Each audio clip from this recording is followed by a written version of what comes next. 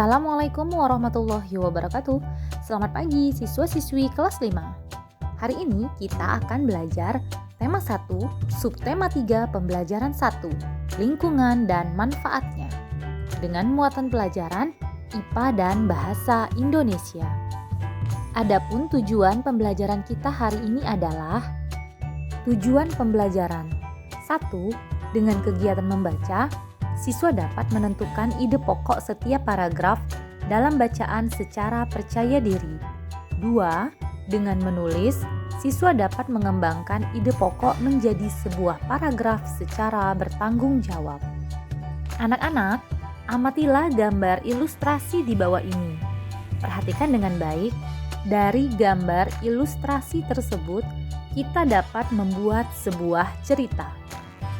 Sebelumnya, untuk membuat cerita berdasarkan gambar, kita harus memperhatikan langkah-langkahnya. Yang pertama, amati dengan cermat gambar tersebut. Yang kedua, buatlah ide pokok masing-masing gambar.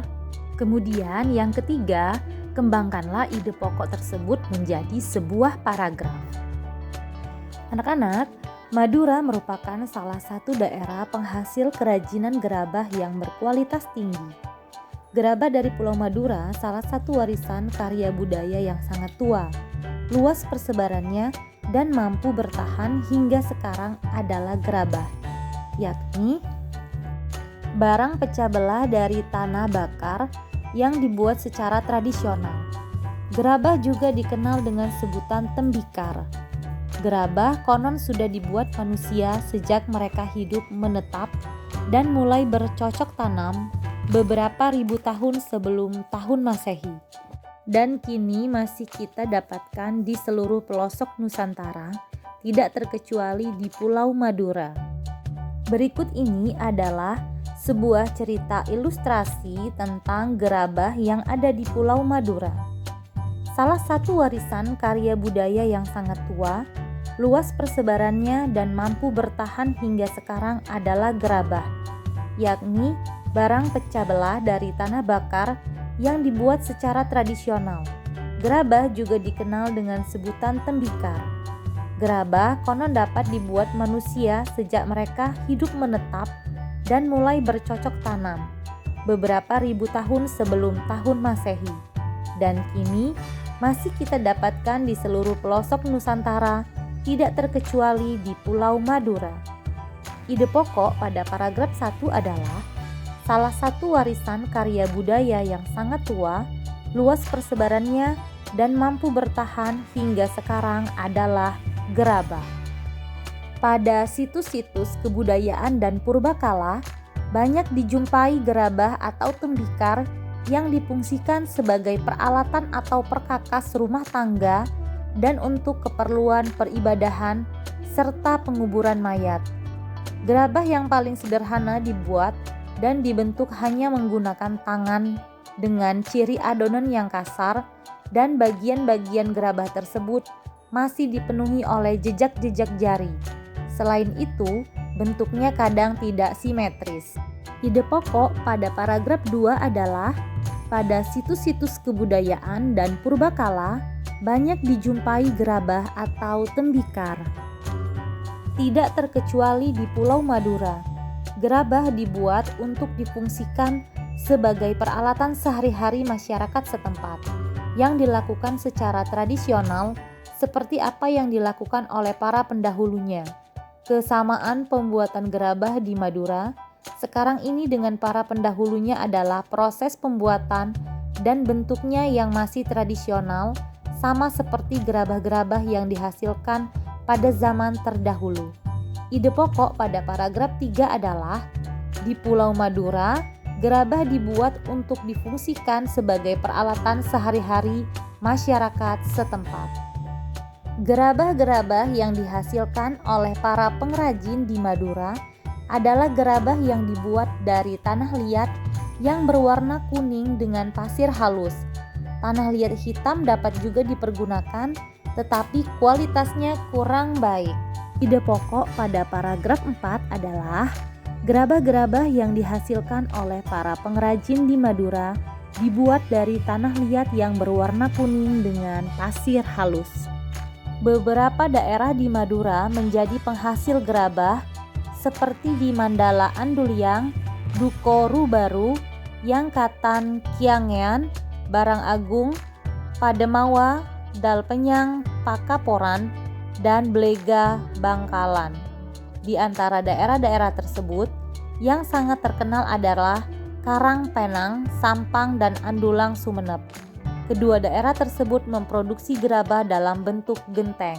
Ide pokok paragraf 5 adalah beberapa daerah di Madura yang menjadi penghasil gerabah.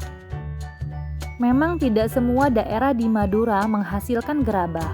Hal ini disebabkan karena tidak semua wilayah di Madura memiliki struktur tanah liat yang dijadikan bahan dasar pembuatan gerabah. Secara umum, tanah-tanah di Madura mengandung pasir yang tinggi karena Pulau Madura dikelilingi oleh pantai sehingga tidak bisa digunakan untuk membuat gerabah. Ide pokok paragraf 6 adalah tidak semua daerah di Madura menghasilkan gerabah. Di antara daerah-daerah penghasil gerabah tersebut, ada semacam perjanjian kerja untuk membuat barang-barang yang sudah ditentukan secara turun-temurun atau spesialisasi. Dengan spesialisasi ini, persaingan dapat dicegah. Gerabah Madura juga memiliki kekhasan lokal yang disebabkan oleh keahlian atau keterampilan pengrajin, tersedianya bahan, teknik pembuatan, teknik pembakaran. Dengan spesialisasi dan ciri khasnya itu, banyak kampung diberi nama sesuai dengan nama jenis tembikar tertentu. Ide pokok paragraf 7 adalah, di daerah penghasil gerabah Madura ada semacam perjanjian kerja untuk membuat barang-barang yang sudah ditentukan secara turun-temurun atau spesialisasi.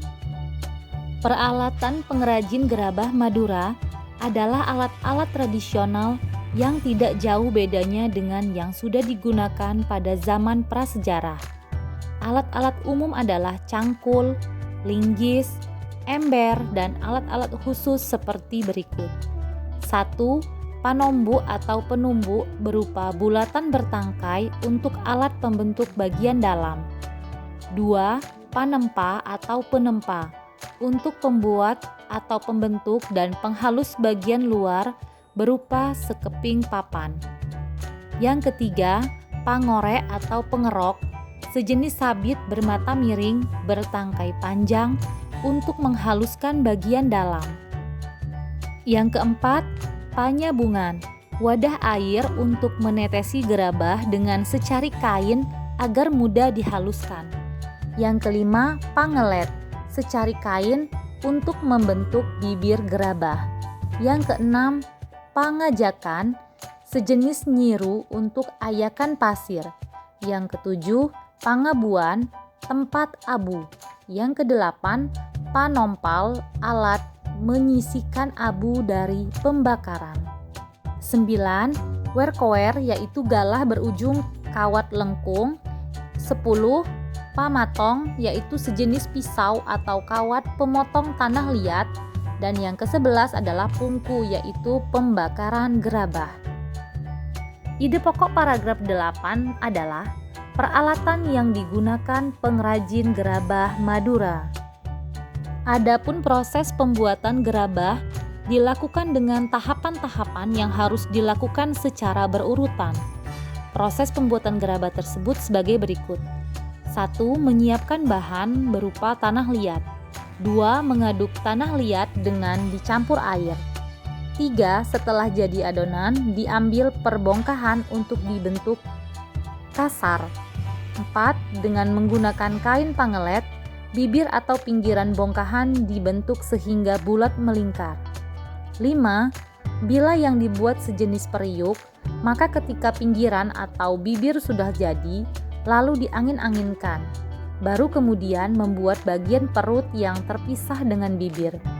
Kemudian setelah jadi perut dan bibir disambungkan dan diperhalus. 6. Bila yang dibuat bertelinga atau bertangkai, maka dibuatkan telinga atau tangkai untuk kemudian ditempelkan atau digabungkan dan diperhalus. 7. Setelah halus dan diteliti kesempurnaannya, kemudian dijemur atau dibakar hingga benar-benar kering. 8. Langkah terakhir setelah kering adalah dibersihkan, namun untuk beberapa daerah, ada yang masih menyempurnakannya dengan cat yang berasal dari lumpur.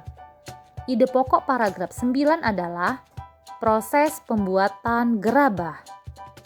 Keberadaan pengrajin gerabah di Madura ini telah banyak memberikan manfaat, baik untuk pengrajin, pemakai, maupun untuk masyarakat umum.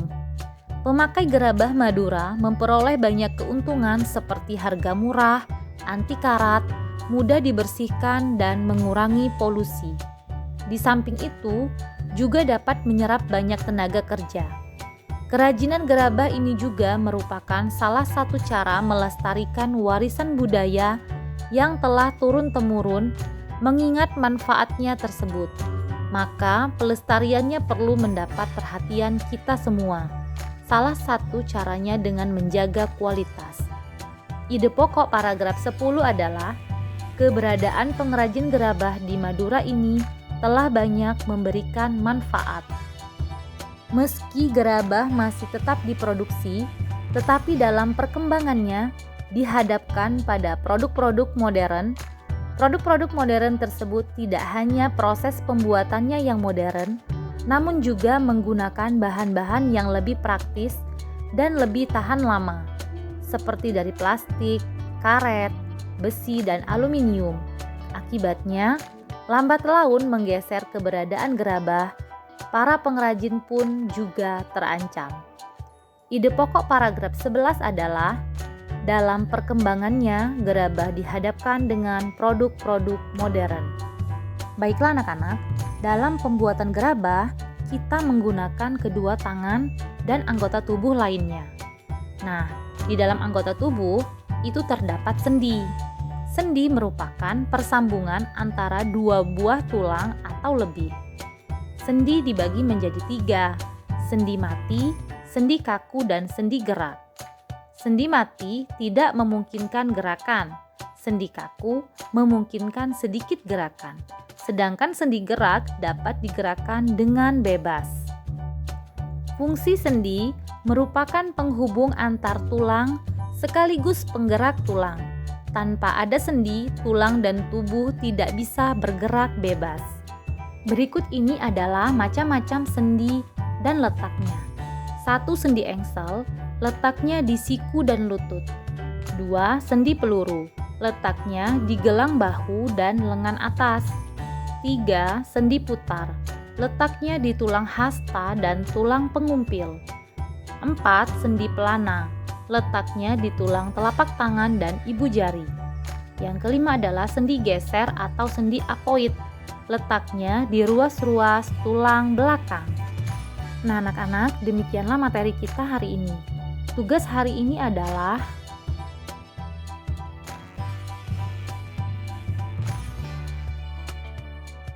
baiklah anak-anak, sampai di sini dulu ya pertemuan kita hari ini. Ibu akhiri, wassalamualaikum warahmatullahi wabarakatuh.